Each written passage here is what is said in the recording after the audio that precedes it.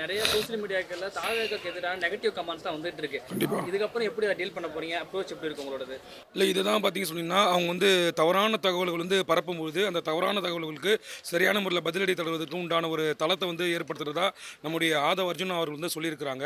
அது மட்டும் இல்லாமல் நம்மளை பற்றி வந்து ஆபாசமாக பேசுறது, சிவாஜி கிருஷ்ணமூர்த்தி போன்ற ஆபாச பேச்சாளர்கள், சேலம் சுஜாதா போன்ற ஆபாச பேச்சாளர்கள் மேலே வந்து வழக்கு பதிவு செஞ்சு அவங்கள வந்து சிறையில் வந்து தள்ளணும்ன்றது மாதிரியான ஒரு சட்ட ரீதியான நடவடிக்கையும் எடுக்கலாம் என்பதை பற்றி நம்மளுடைய தேர்தல் பிரிவு பொதுச் செயலாளர் ஆதவ அர்ஜுனா அவர்கள் வந்து சொல்லியிருக்கிறாங்க. நமக்கு இன்னைக்கு பார்த்தீங்கன்னு சொன்னீங்கன்னா பாஜகவும் திமுகவும் ஒரு மறைமுக கூட்டணி அமைக்கிறாங்க. எப்பெல்லாம் வந்து திமுக ஒரு பிரச்சனை வருதோ இவங்க என்ன பண்ணுறாங்கன்னா தமிழ் சார்ந்த பிரச்சனைகளை கொண்டு வராங்க.